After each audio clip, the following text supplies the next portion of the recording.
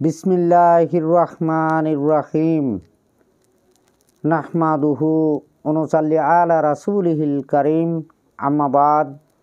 সমস্ত প্রশংসা মহান আল্লাহ পাক রাব্বুল ইজ্জাতের জন্য। আলহামদুলিল্লাহ। মহান আল্লাহ এই সৃষ্টিকুল তৈরি করে সৃষ্টিকুলে রাসূলকে প্রেরণ করলেন, আর রাসূলের মাধ্যমে রাসূলের নূর দিয়ে তামাম বিশ্বকে সৃষ্টি করলেন। এই সৃষ্টির মাঝে রাসূল আসলেন, রাসূল নিয়ে আসলেন দিন, আলো। তাই সেই বছর ঘুরে আসে আরবি মাস, সেটা রজব মাস। সেই রজব মাসে এখানে মেরাজের চাঁদ বলে উল্লেখিত করা হয়েছে। আমরা মেরাজ পেয়েছি। এই মেরাজ কি এবং কাহাকে বোঝায়? মেরাজ শাব্দিকতা কি? আমরা জাগতিকভাবে শুনেছি, সবাই, দুনিয়ার মানুষ সবাই জানে। এ কথা জানা কথা, এটা কোনো খুব যে গোপন বা খুবই যে একবারে অজান কথা তা নয়, জানা কথা। সেটা কি? মেরাজ। রাসূল মেরাজে গেছিলেন। এই রজনীর ২৭ তারিখে মেরাজে গেলেন, আল্লাহর সাথে সাক্ষাৎ করলেন। বিভিন্নজন বিভিন্ন মতে এটাকে প্রকাশ করা হয়েছে। কেউ বলা হয়েছে দৈহিকভাবে, কেউ বলা হয়েছে আধ্যাত্মিকভাবে। তা আধ্যাত্মিকভাবে যারা বলেছেন তারার ভাব করে বলেছেন, যারা দৈহিকভাবে বলেছেন, দৈহিকের জ্ঞানে আছেন, মস্তিষ্কের জ্ঞানে, তাদের জন্য মস্তিষ্ক দিয়ে বোঝানো হয়েছে না, তিনি মেরাজে ২৭ বৎসর কাটিয়ে আসছেন। কোথায়? সপ্তম আসমান পার দিয়ে আরশি মহল্লা যায় মহান আল্লাহ রাব্বুল ইজ্জাতের সাথে সাক্ষাৎ করেছেন, দিদার করেছেন। এটাও ঠিক আছে। আধ্যাত্মিকভাবে আত্মপরিদর্শনে যে স্বয়ং সত্তার সঙ্গে মিলন হয়েছে, ইহাও ঠিক আছে। যদি সে পর্যায়ে অতিক্রম হইতে পারে, রাসূলের কৃপাগুণ তার ভাগ্যে নসিব হয়, তখন সে এই গোপনভাবে যেটা নাকি নিজের এই শরীরের মাঝেই স্বয়ং সত্তা নিমজ্জিত রহিছে, ইহার পরিচয় ঘটান। এটা ঘটিয়ে দেন যদি কেউ আত্মপরিচয় জ্ঞান পান। কোরআন সংজ্ঞা দিচ্ছে এই মতে। কিন্তু আল্লাহ এবং আল্লাহর রাসূল সাধারণ, অসাধারণ, ঊর্ধ্বত্ব ৩ ভাগে ভাগ করে এই সৃষ্টিকুলকে পরিচালনা করেছেন। যে যতটুকু জ্ঞানের অধিকারী, ততটুকু জ্ঞান দ্বারাই তাকে তার গন্তব্যে পৌঁছিয়ে দেওয়া হয়েছে। উনি কাউকে নিরাশ করেন না। আল্লাহ পাক কাউকে নিরাশ করেননি। যার যার জ্ঞান অনুপাতেই তাকে তার গন্তব্যে পরিচালনা করে নিয়ে যাওয়া হয়। এবার আসি, মেরাজ হলো সাক্ষাৎ বা দিদার। কার সাথে? আল্লাহর সাথে। কিন্তু এখানে কথা রয়েছে। কথাটা হলো কোনটা? যে ২৭ তারিখে কেন? বেজোড় সংখ্যা কেন? ২৭-এর রাত্রি। ২৭-এর রাত্রি বোঝানো হলো, এখানে দিন বোঝানো হলো না। কারণটা কি? বেজোড় সংখ্যা কি? এটা বেজোড় হলো কেন? জোর হবে। জোর না হয়ে বেজোড় সংখ্যায় এটা উচ্চারিত হলো যে ২৭-এর রাত্রি। যখনই এই জীব কুল হইতে, জীব আত্মা হইতে, মন মস্তিষ্ক হইতে পার্থক্য হয়ে আত্মার সংগোপনে আত্মার সঙ্গে সংমিলন ঘটে, তখনই তিনি একা হয়ে গেল, বেজোড় হয়ে গেল। এই বেজোড়ই যায় দাঁড়ালেন। এখানে জোর আর নাই। নফসে আম্মারার অন্ধকার এবং নূরি দিনী আলো, আত্মার রোশনি।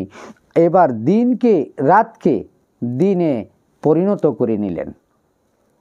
রাতের আর এখানে কোনো কাহিনী নেই, এখানে একক হয়ে গেল। তাহলে দেখা বা সাক্ষাৎ বা মিলন, মূল মিলনটাই হলো জ্ঞানে মিলন।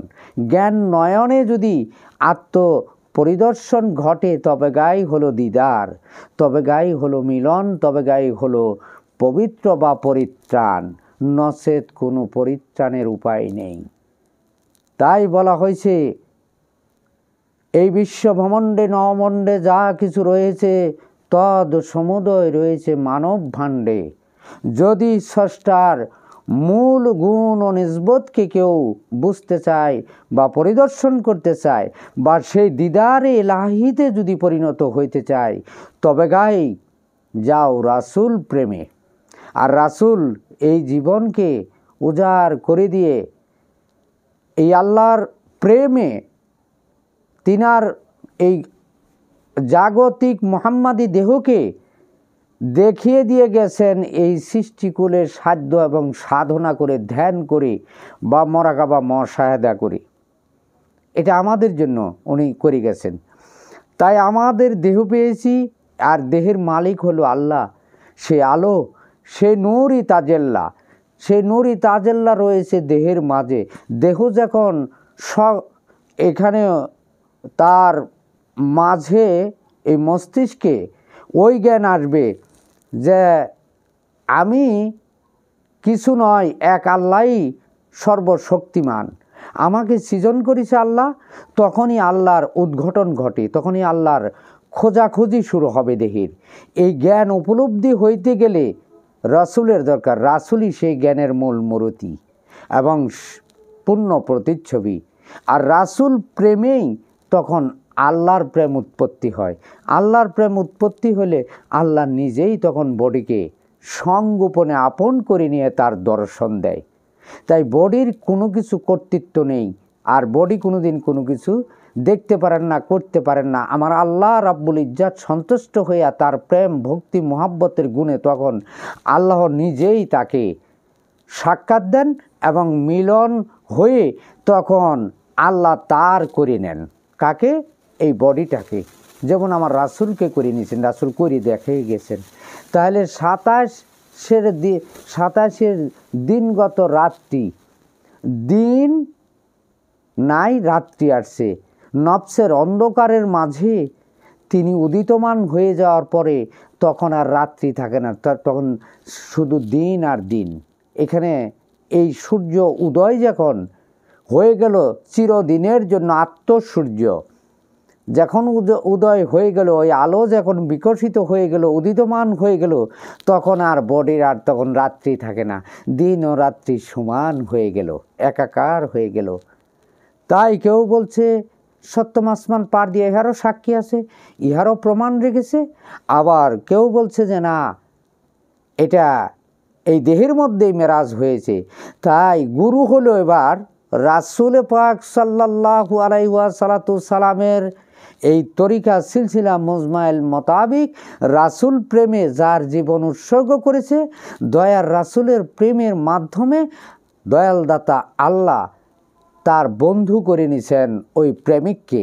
সে আমার মুর্শিদ জনাবে মোহাম্মদ মোস্তফা আহমদ মোস্তফা সাল্লাল্লাহু আলাইহি ওয়াসাল্লামের বন্ধু নূর হোসেন তালুকদার মুজাদ্দিদি নকশবন্দি এবং মুজাদ্দিদি তরিকার মুজমাইল মোতাবিক নূরে প্রতিচ্ছবি রাসূলের প্রিয় বন্ধু, তিনি যিনা গোলাম হয়েছে তিনারাও এই আত্মদর্শন পেয়েছেন।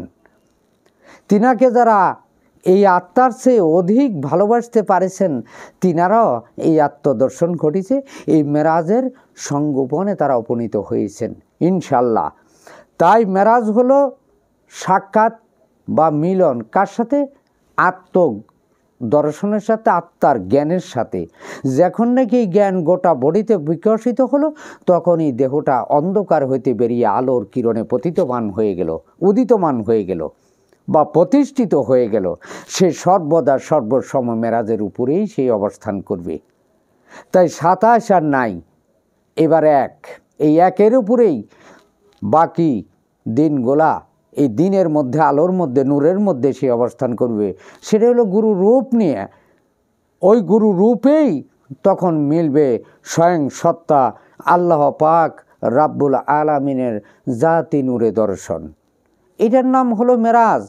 আর গুরু নাই, তরিকা নাই, রসুল নাই, আল্লাহ নাই, তার কোনো এলমে দিন নাই, তার কোনো ঈমান নাই, তার কোনো মনুষ্যত্ব নাই। আছে কি জীবাত্মার খাসিয়ত, অর্থাৎ খান্নাসের কৃতকর্ম। যারা খান্নাসের অন্ধকারে অবস্থান করে তারা মেরাজ সম্পর্কে জানেন না, এবং এই চন্দ্রমাসের চন্দ্র সম্পর্কেও জানেন না। তার জীবনটাই অন্ধকার। তাদের অন্ধ কথাগুলো ভালো। সেটা কি, যে না না আল্লাহর দিন সব সমান। তাদের ভাষাগুলো এরকম হলো যেন আল্লাহর দিন সব সমান। ওই আল্লাহ আল্লাহ করলে আমাদেরকে জান্নাতে দিয়ে দিবে। আল্লাহ বলছে,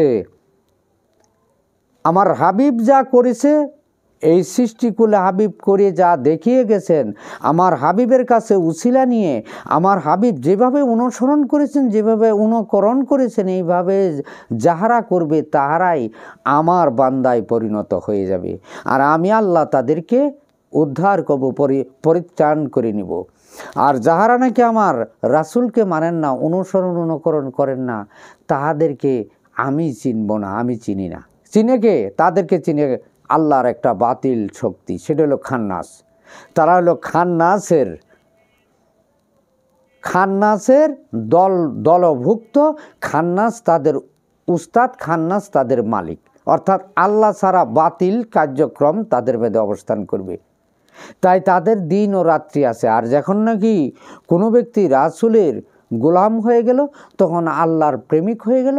আল্লাহর প্রেমিক যখন হলো, আল্লাহ রহমানুর রাহিম, দয়ালু এবং দাতা, তিনাকে তার বুকে তুলে নিয়ে সাক্ষাৎ দিয়ে মিলনে তখন দুই নয়নের মাঝে তার আলো দিয়ে দৃষ্টির মাঝেই রেখে দেন। আর তিনি প্রেমানন্দে প্রেম খেলায়। আর প্রেম আনন্দেই তখন তিনার আত্ম হইতে প্রেমের সারি গাইতে থাকে। অনেকজন গেয়ে গেছেন, শুনিয়ে গেছেন, কিন্তু যাহারা অন্ধকার আছে তারা বলবে আল্লাহ ভালো জানে, আল্লাহ বুঝে, আল্লাহ সব করে। এইটা বেদাত, ওইটা বেদাত, মেরাজ চলে না, বরাত চলে না, সমস্ত বাদ করে দিয়েছেন। কে?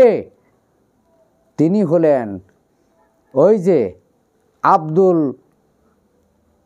নজদি গহাব, মুসাইলিমা কাজ্জাব, আবু জেহেল। তারা সমস্ত আল্লাহ পাকের কোরআনকে উল্টা করে ও তাদের মন গড়া ব্যাখ্যা বিশ্লেষণ দিয়ে আজকে এই গোটা তামাম বিশ্বে ছড়িয়ে দিয়েছেন। মেরাজ শেষ, বরাত শেষ, কদর শেষ, এগুলো সমস্ত ঈদে মিলাদুন্নবী শেষ, সমস্ত বাদ করে দিচ্ছেন। তো সামনে আমাদের মেরাজ আছে, আমরা সকলে মেরাজ করব। রাসূলের সিলসিলা মজমাইল মোতাবিক গুরুর আদেশে গুরুকে সংগোপনে হৃদনয়নে রেখে যেন প্রেম ভক্তি মহাব্বতে করুণা করে দয়ালদাতা আল্লাহর কাছে ক্ষমা চাইব। আর দরদি যেন আমাদের সকলকে তার সান্নিধ্যে পৌঁছিয়ে তিনার দয়ার রশ্মি দিয়ে আমাদের যেন ওই অন্ধকার হইতে বের করে দিব্য নয়নে দাঁড় করিয়ে দিয়ে তিনি যেন উদিতমান চন্দ্র হয়ে পূর্ণিমার সামনে যদি দাঁড়ায়, তবে হলো মেরাজ। এটা গুরু কৃপা গুণে দয়ালদাতা আল্লাহ ভক্তদেরকে, দাসদেরকে করে নেন, করে দেন। কে করেন? আল্লাহ করেন। বডির কোনো কর্তৃত্ব নেই। তো কিন্তু আছে একটা মাপ চাওয়া, আমি ভিখারি, তিনি মনিব। তাই ভিক্ষুক হয়ে যারা বসতে পারবে তাদের জন্যেই মেরাজ হইবেই হইবে। তাই এখানে আল্লাহ কিন্তু সরাসরি কিছু করেন না, মাধ্যম মাধ্যম মাধ্যম, রাসূল, গুরু, আল্লাহ। তাহলে এই তিনটা পার হয়ে আসে, তাহলে রাসূল, গুরু না হলে আল্লাহর অনুসন্ধান মিলবে না। এটা আল্লাহর নিজেরই বাণী। আল্লাহ রাসূলের কথা বলেছেন, রাসূল বলেছেন তার বন্ধুর কথা। আমার মুর্শিদ নকশবন্দি মোজাদ্দেদি তরিকার কুতুবুল ইরশাদ শাহ সুফি মাওলানা নূর হোসেন তালুকদার রহমতুল্লাহ আলাইহ তিনার জীবনকে কুরবান করে দিছে এই রাসূলের তরিকার মাঝে গুরুর প্রেম দর্শনে। তাই আজকে হয়তো বা এই 2-4টি কথা মূর্খের বলার সাধ্য হলো। যদি গুরু আমার জীবনে না দাঁড়াতেন তাহলে আজ মেরাজ সম্পর্কে যেটুক বলেছি এইটুকু বলতে পারতাম না, জানতেও পারতাম না। তাই গুরুই হলো রাসূলের তরি, গুরু হলো রাসূলের তরি। ওই তরি বয়েই আল্লাহপুরে যাওয়া যায়। তাই এখানে এই রাসূল নামের শান, এইখানে রাসূল নামের শান, রাসূলের শান এবং আত্মনিবেদিত জ্ঞান দয়াল গুরুর মাধ্যমে উপার্জন হয়। গুরুবিহীন রাসূল নেই, আল্লাহ নয়। আল্লাহ নিজের পাক কালামেই বলেছেন। তাই শান ও মান গান নয়, গান হলো সুর। সেই সুরটা হবে হৃদয়ের, যদি সুর হয়, আত্মার সুর হয়, তবে গাই হয় মধুর সুর। আর যদি হৃদয় সুর, আত্মার সুর না হয়ে রাসূল পাক সাল্লাল্লাহু আলাইহি ওয়াসাল্লামের যদি খাস মোহাব্বতি নূরি প্রতিচ্ছবি না আসে, তবে ওই সুরটাই হয় হারাম। আর যাহাদের মাঝে আত্ম উদিতমান হয়েছে, জাগ্রত হয়েছে, সচেতন হয়েছে, তাহারাই আত্মা দিয়েই রাসূলের প্রেমী মোহাব্বতে আল্লাহ রাব্বুল ইজ্জাতের ওই নূরের শান ও মান এই সৃষ্টিগুলো গেয়েছেন। তাই দয়াল গুরুর কৃপা গুণে আমি মূর্খ একটি শান আজকে এখানে একটু প্রকাশ করব।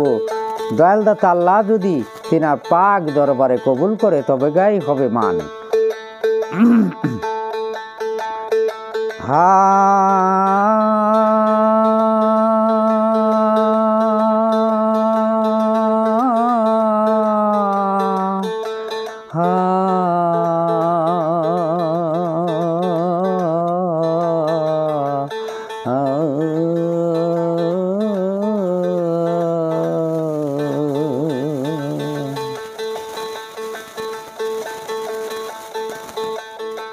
ডাকি তোমায় অধম পাপী, ডাকি তোমায় অধম পাপী কাতরে বসিয়া, একবার এসে দেও গো দেখা, পাপীর নয়নে দাঁড়াইয়া।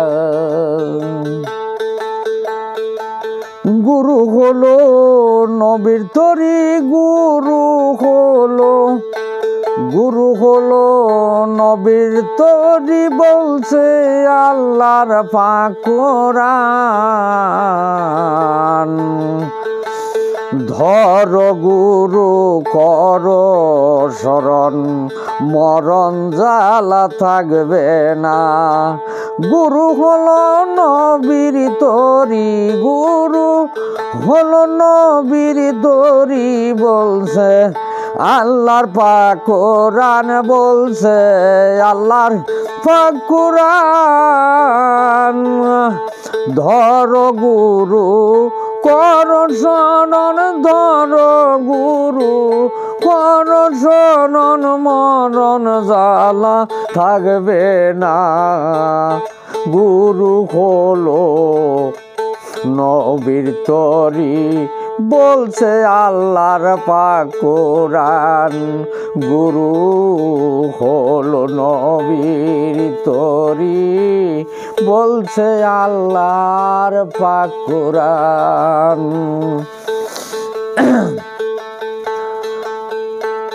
দে মরার আগে মরে যাবে, দেখবে তারে দুই নয়ন।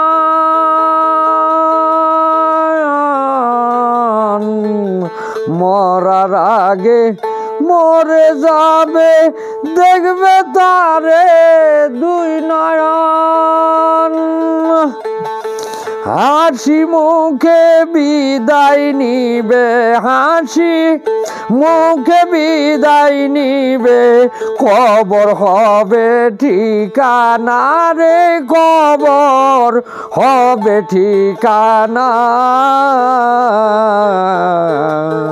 গুরু হলো নবীর তরি, বলছে আল্লাহর পাক কোরআন।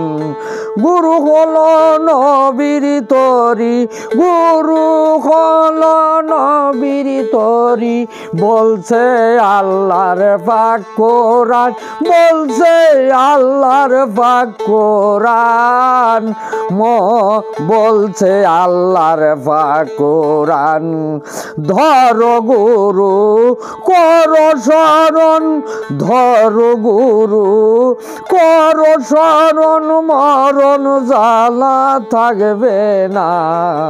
গুরু হলো নবীর তরি, বলছে আল্লাহর পাক কোরআন। রাসূল রূপে আসবে গুরু, কবর আযাব হবে না। রাসূল রূপে আসবে গুরু, কবর আযাব হবে না। গুরু সারায় আছে যারা, গুরু সারায় আছে যারা, কালেমার ভেদ জানে না রে, কালেমার ভেদ জানে না। গুরু হইল নবীর তরি, বলছে আল্লাহর পাক কোরআন। গুরু হইল নবীর তরি, বলছে আল্লাহর পাক কোরআন। অন্ধরূপে নামাজ পড়ে গুরু ছাড়াই আছে যারা, কালেমার ভেদ জানে না তারা। অন্ধরূপে নামাজ পড়ে, অন্ধ রূপে নামাজ পড়ে, তারা কোরআন মানে না। ধর গুরু পর নামাজ, আল্লাহ হবে ঠিকানা। ধর গুরু পর নামাজ, আল্লাহ হবে ঠিকানা। গুরু হলো নবীর তরি, গুরু হলো নবীর তরি, বলছে আল্লাহর পাক কোরআন। ধর গুরু পর নামাজ, আল্লাহ হবে ঠিকানা। ধর গুরু পর নামাজ, আল্লাহ হবেন মূল দর্শন ঠিকানা।